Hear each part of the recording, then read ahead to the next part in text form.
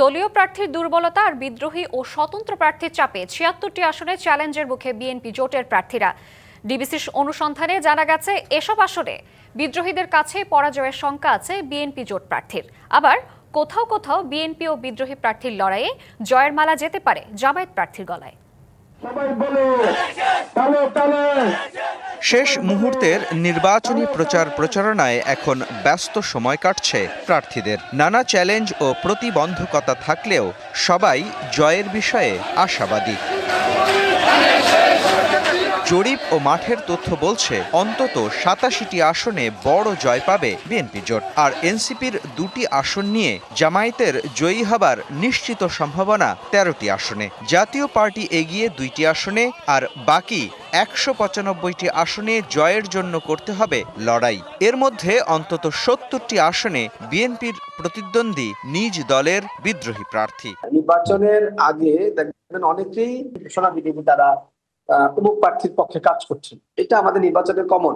এভাবে কিছুটা মিনিমাইজ হবে, হয়তো ৩০-৩৫টা ৪০টা সিটে ২০-২৫টা এমনি দলের নিয়ন্ত্রণের কারণে হয়তো ক্লোজ হয়ে যাবে, আর ২০টার দিকে দেখা যাবে যে তারা কম্পিটিশন করেই যাবে এবং তারা চেষ্টা করবে বিজয়ী হয়ে আসার জন্য।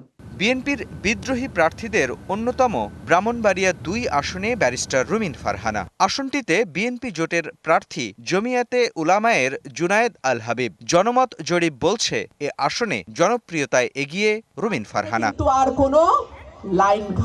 আর ঢাকা ১২ আসনে বিএনপি জোটের প্রার্থী বিপ্লবী ওয়ার্কার্স পার্টির সাইফুল হকের বিপরীতে বিএনপির বিদ্রোহী ও স্বতন্ত্র প্রার্থী সাইফুল আলম নীরবই এগিয়ে।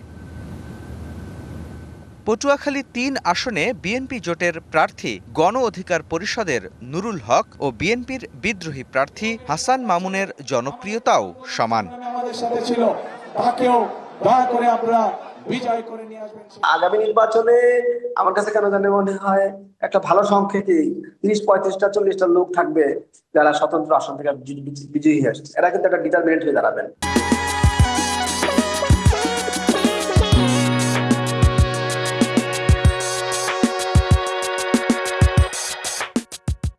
স্বতন্ত্র বা বিএনপির বিদ্রোহী প্রার্থীদের জনপ্রিয়তার দৌড়ে বিএনপি জোটকে চ্যালেঞ্জের মুখে পড়তে হবে দিনাজপুর ২, ৫, কুড়িগ্রাম ৪, গাইবান্ধা ৫, নওগাঁ ১, ৩, ৬, নাটোর ১, ৩, পাবনা ৩, ৪, কুষ্টিয়া ১, ঝিনাইদহ ৪, যশোর ৫, নড়াইল ২, বাগেরহাট ১, ৪, সাতক্ষীরা ৩, বরিশাল ১, পিরোজপুর ২, টাঙ্গাইল ৩, ৪, ৫, ৮, শেরপুর ১, ময়মনসিংহ ১, ২, ৩, ৭, ৯, ১০, ১১, নেত্রকোনা ৩, কিশোরগঞ্জ ১, ৪, ৫, মানিকগঞ্জ ৩, মুন্সিগঞ্জ ১, ৩, নরসিংদী ৩, ৫, নারায়ণগঞ্জ ২, ৩, ৪, ৫, রাজবাড়ী ২, ফরিদপুর ১, ৫, গোপালগঞ্জ ১, ২, মাদারীপুর ১, ২, সুনামগঞ্জ ৩, ৪, সিলেট ৫, ৬, মৌলভীবাজার ১, ২, ৪, ব্রাহ্মণবাড়িয়া